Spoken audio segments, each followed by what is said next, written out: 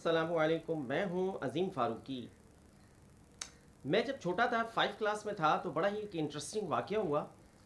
Actually मैं और मेरे भाई जो है ट्विन्स हैं और हम जुड़वा हैं। ज़ाहिर शक्ल भी एक जैसी है और बहुत सारी हमारी एक्टिविटीज़ एक जैसी थी।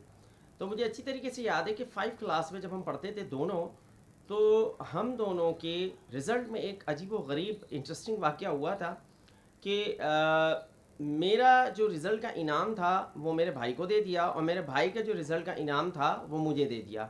फिर बाद में ये चीज़ ज़ाहिर हुई क्योंकि शक्लें मैच हो रही थी, तो लिहाजा ये टीचर से शायद कुछ गलती हो गई है, सो दैट इज़ वाई कि वो फिर इनामात एक्सचेंज किए गए। और ये मुझे वाक़या हमेशा यूँ याद रहेगा कि वेरी इंटरेस्टिंग भी था और इस तरह की चीज़ें हो जाती हैं। ज़ाहिर है टीचर भी इंसान होते हैं और उनसे भी कुछ इस तरह की चीज़ें हो सकती हैं। इसी हवाले से वेरी इंपॉर्टेंट आज की मेरी वीडियो है, कुछ रिसर्च बेस भी होगी। और एक रिसेंटली एक न्यूज़ अभी चल रही थी, मैं उसको देख रहा था कि पंजाब बोर्ड के हवाले से मैं उसको शायद बैक पे भी स्क्रीन पे चलाऊंगा, आप उसको भी ज़रा नज़रसानी कर सकते हैं। इससे पहले मैं आपसे रिक्वेस्ट करूंगा कि वीडियो में जाने से पहले आप मेरे चैनल को भी सब्सक्राइब करें, बेल आइकन को भी प्रेस करें और इस वीडियो को ज़्यादा से ज़्यादा लोगों को शेयर करें ताकि एक नॉलेज हो, मालूमात हो। एक्चुअली हम ये समझते हैं कि हर इंसान जो है वो परफेक्ट है। This is the biggest mistake. हमारे इंसान होने के नाते ये सबसे बड़ी मिस्टेक है। एजुकेशन डिपार्ट हो या कोई और डिपार्ट हो, वो आसमान से डायरेक्ट नहीं उतरता।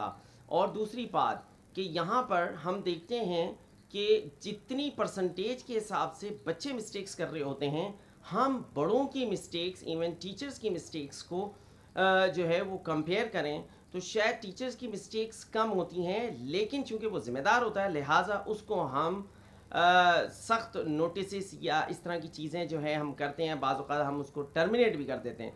तो आखिर ये वजह क्या बनती है, इसके ऊपर मैं डिस्कस करूँगा। फिर वो टॉप के मुल्क जो इस वक्त टॉप नंबर पे हैं, स्पेशली फ़िनलैंड के हवाले से मैं बात करूँगा। एजुकेशन के हवाले से जो इस वक्त टॉप पर है, फ़िनलैंड इस वक्त पूरी दुनिया में एजुकेशन में, रिजल्ट्स में, एवरीथिंग में टॉप पर है। लेकिन हमने कभी उसके राज को मालूम करने की शायद कोशिश नहीं की। बस हम ये बात कह के निकल जाते हैं कि फ़िनलैंड टॉप पर है। भाई क्यों टॉप पर है? बहुत सारी चीज़ें, कोई एक चीज़ नहीं है।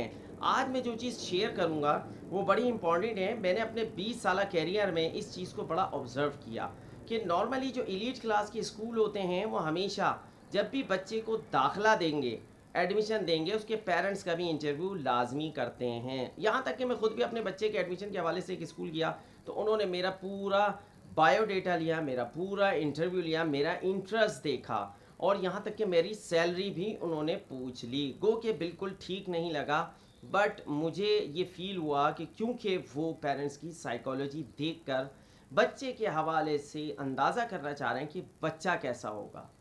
ये फार्मूला हम टीचर को अपॉइंट करते हुए भी अगर ऑब्जर्वेशन में रखें तो शायद हमें 10 साल या 5 साल के बाद हमें टीचर को टर्मिनेट करने की ज़रूरत ही ना पड़े। ऐसे माहिर बैठे जाएं कि जो ये चीज़ भी जज करें कि ये टीचर आगे जाके कितना एग्रेसिव हो जाएगा और कितने हर्डल्स क्रिएट कर सकता है। और यहाँ पर मैं एक मेन पॉइंट भी बता दूँ कि याद रखिएगा कि हमारे यहाँ बहुत अजीब व गरीब रवैया इख्तियार किया जाता है। कोई भी मिस्टेक करे, चाहे वो स्टूडेंट हो या टीचर, लेकिन टीचर की मिस्टेक को टीचर की मिस्टेक ही समझा जाता है। मेरे नज़दीक उस शख्स की भी मिस्टेक है जिसने ऐसे टीचर्स को अपॉइंट किया कि जो बिल्कुल भी मेरिट पर नहीं थे और अहल नहीं थे। This is the main point कि एक्चुअली जब उस टीचर को टर्मिनेट करें तो खुदारा उस हवाले से भी सोचें कि जिस शख्स ने उसको वहाँ ला के खड़ा किया और उसको अपॉइंटमेंट किया, उसके हवाले से भी एक क्वेश्चन बनता है कि उसकी क्यों नहीं पूछगछ होती कि उसने रॉन्ग बंदा राइट प्लेस में जो है अपॉइंट कर दिया। This is very important. आज मैं आपके सामने बहुत ही ज़बरदस्त एक बात बताने वाला हूँ फिनलैंड एजुकेशन के हवाले से। और गो के कंपैरिजन कुछ लोग कहते हैं यार वहाँ और यहाँ ज़मीन आसमान का फ़र्क है। ठीक है, ज़मीन आसमान का फ़र्क है, लेकिन कुछ चीज़ें हमें लाजमी एडॉप्ट करनी पड़ेंगी, हम वरना बहुत सारी चीज़ें छोड़ देंगे। याद रखिएगा, मैं एक इंटरव्यू देख रहा था बहुत लंदन के अंदर जब भी केस होता है अदालत के अंदर, कि मैं आपको जनरल नॉलेज के लिए ख़ास बात बताता चलूँ कि वहाँ पर अदालत के अंदर जो है 10 ऐसे अफराद बैठे होते हैं कि जो गौर से साइकोलॉजी पढ़ रहे होते हैं। मुजरिम का बयान, वकील का बयान, ये दोनों चीज़ें वो वहाँ पे जज कर रहे होते हैं कि सच कौन कह रहा है और कौन ट्रस्टेड है, कौन राइट बात कर रहा है, और उनके फैसले पर जज फिर अपना फैसला सुनाता है। दिस इज़ अ फैक्ट कि साइकोलॉजी क्या है, वो कैसा है, क्या ये जो बात कह रहा है ये सच कह रहा है, ये बड़ा इंपॉर्टेंट है। टीचर्स को अपॉइंट करते हुए नॉर्मली एक छोटा सा डेमो होता है, एक टेस्ट होता है। अच्छा, वो जो टेस्ट होता है ये सब जगह आईक्यू लेवल चेक नहीं किया जाता। टीचर मास्टर्स भी है, टीचर ने टेस्ट भी क्लियर कर लिया, लेकिन अब साइकोलॉजी आप उसकी कैसे चेक करेंगे? वो ये कहते हैं माहिरीन कि हम डेमो के दौरान ही उसकी साइकोलॉजी चेक कर लेते हैं। ये सबसे बड़ी हमारी मिस्टेक है। डेमो के अंदर आधे घंटे में आप कैसे जज कर सकते हैं कि ये अगले 5 साल के लिए बेहतरीन रहेगा, बच्चों को सख्त पनिश नहीं देगा, बेहतरीन इसका रवैया रहेगा, पॉलिटिक्स नहीं करेगा? आप कैसे जज कर सकते हैं? ये सिवाय साइकोलॉजी के एग्ज़ाम के बगैर कभी भी आप जज नहीं कर सकते। टीचर का आईक्यू लेवल चेक किया जाता है, उसका टेस्ट लेवल चेक किया जाता है, उसकी एजुकेशन चेक की जाती है, मगर उसकी साइकोलॉजी वो कैसी है ये भी ज़रा चेक होनी चाहिए, क्योंकि उसने एक कौम की तरबियत करनी है। और अगर आपको स्टार्ट में ही पता चल जाए कि दे आर रॉन्ग, तो फिर आपने उसको हरगिज़ अपॉइंट नहीं करना, इवन वो मेरिट पर ही आता हो, उसका डेमो भी ठीक हो, उसका टेस्ट भी ठीक हो। This is the main point. तो मैं ये बता रहा था कि लंदन की अदालत में जो ज्यूरी बैठती है, वो उसके अंदर जो 10 अफराद होते हैं वो उसकी साइकोलॉजी चेक करते हैं कि ये जो बयान दे रहा है शख्स ये सच पे मबनी है भी नहीं ना।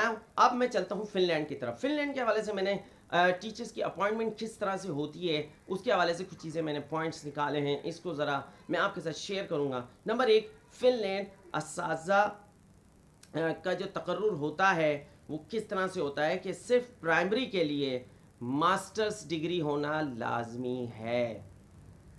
आप कहीं से भी सर्च कर सकते हैं ये अपॉइंटमेंट सीक्रेट, ये टिप्स क्या हैं। दूसरा, अब हमें गौर व फिक्र करना चाहिए कि हमारे यहाँ क्या हाल है, कौन कौन यानी पढ़ाने के लिए खड़ा हो जाता है, कहते हैं जिसको जॉब नहीं मिलती वो टीचिंग फील्ड में आ जाता है। तो ऐसा इसके ऊपर वाकई सही है या नहीं है। फिर दूसरी बात कि सिर्फ इन तमाम असातिज़ा में से 10% असातिज़ा को जो है वो सिलेक्ट किया जाता है। कितना सख्त क्राइटेरिया है। फिर नंबर 3, सिर्फ नंबरों की बुनियाद पर टीचर का सिलेक्शन नहीं होता। फिनलैंड की बात कर रहा हूँ, गौर से सुनिएगा। बल्कि शख्सियत, सलाहियत और तदरीसी शौक़ को देखा जाता है, उसको अहमियत दी जाती है। सिर्फ नंबरों की वजह से कि उसने टेस्ट क्लियर कर लिया है, उस बेस पे कभी भी उसको टीचर अपॉइंट नहीं किया जाता। This is the main points. देखिए, कहने का मकसद ये है कि अगर आपको 5 साल, 8 साल, 10 साल के बाद कुछ ऐसा फील होता है कि ये अब टीचिंग करने के काबिल नहीं है, इसकी तो बड़ी मिस्टेक्स आ रही हैं। कसूर किसका है? सोचिएगा ज़रूर। दिस इज़ द मैनेजमेंट जो है वो मिस्टेक है, या उन लोगों की मिस्टेक है जिन्होंने उसको अपॉइंट किया। ठीक है, बहुत सारे डिपार्ट्स में HR डिपार्ट्स बने हुए होते हैं, वो अच्छी तरीके से उसको खंगाल रहे होते हैं, बट बहुत कम जगहों पे मैंने देखा है, सिवाय एलीट स्कूल के जो बड़े बड़े नामी गिरामी स्कूल हैं उनके अंदर टीचर की साइकोलॉजी भी चेक होती है, नफ्सियात भी, क्या गुस्सा कितना करता है, प्यार मोहब्बत का अंदाज़ कैसा है, इसका बिहेवियर या जिसको हम कॉग्निटिव साइकोलॉजी कहते हैं वो भी चेक होता है। जब हम बच्चों की हर चीज़ चेक करते हैं तो हमें टीचर को अपॉइंट करने से पहले ही ये तमाम चीज़ें ज़रूर चेक करनी चाहिए। फिनलैंड का मैंने आपको हवाला दिया कि वहाँ पे नंबरों की बुनियाद पर, टेस्ट की बुनियाद पे सिर्फ टीचर को अपॉइंट नहीं किया जाता, बल्कि उसकी साइकोलॉजी, उसकी सलाहियत और उसका मिजाज, उसका बिहेवियर जो है उसको अहमियत दी जाती है। तो इस हवाले से हमें भी गौर व फिक्र करने की ज़रूरत है। और ये जो अगर बुक में मिस्टेक हो सकती है, यानी मैं देख रहा था कि पंजाब बोर्ड के हवाले से खबर आई थी जो कि अब करेक्ट कर दी गई है, और कंप्यूटर की बुक में भी जो है वो माउस की मिस्टेक है स्पेलिंग की। तो फिर टीचर जो है वो या हम आवाम जो है गलत लोगों को सिलेक्ट कर सकते हैं। पॉलिटिक्स पे चले, हर जगह गलती का एरर है, मगर शायद मुझे ऐसा फील होता है कि टीचर के पास कम चांस है, एरर का या चांस ही नहीं है।